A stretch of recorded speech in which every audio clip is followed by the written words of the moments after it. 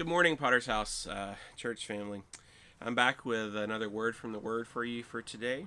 I'm moving over to First Peter today, and in First Peter chapter 1, Peter in the beginning just lays out the gospel and it's like, hey, this is who we are as Christians. This is what makes us a Christian.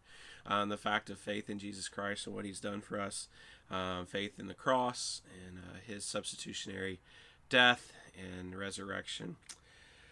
But then he goes on, and so based on that, based on being a Christian, he says in verse 13, "Therefore, preparing your minds for action and being sober-minded, set your hope fully on the grace that will be brought to you at the revelation of Jesus Christ. As obedient children, do not be conformed to the passions of your former ignorance, but as He who called you is holy, you also be holy in all your conduct. Since it is written, 'You shall be holy, for I am holy.'" And so, the ultimate call on us as followers of Christ is a call to holiness and to be like Christ, to glorify God with our lives in the way that we conduct ourselves, to be obedient children. We are His children, which is such a blessing. It's such a reward. And we're called into obedience in that. And so, but how do we get there? How do we get into that place? Well, that's where he starts in verse 13. Preparing your minds for action and being sober-minded. Starts with our minds. What are we putting into our minds? I've heard from so many of you how much these little devotionals mean to you. And I think it's because it just makes an impact in your day that your mind is being prepared for a day walking with the Lord. And so you need to have that in your life, not just in this devotional, but in general. You need God's Word in your life to prepare your mind to live in the way that He wants you to live. And it says being sober-minded. We don't think of ourselves more highly than we ought.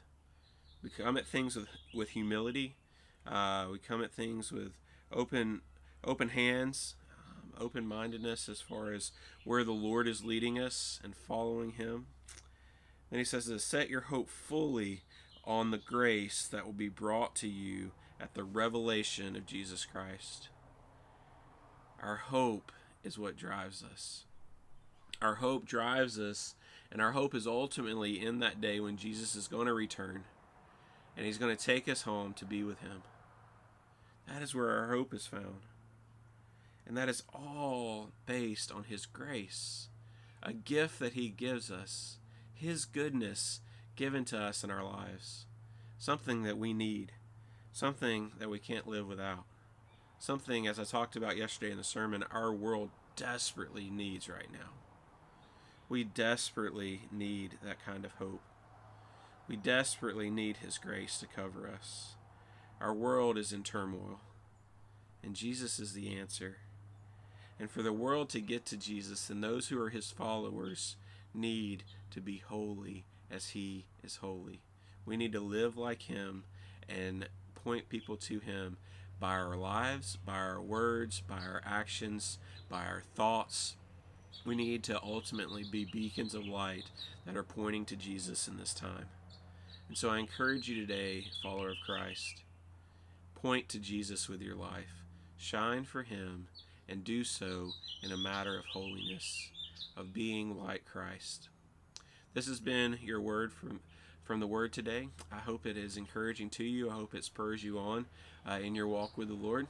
And I will see you again tomorrow. Bye for now.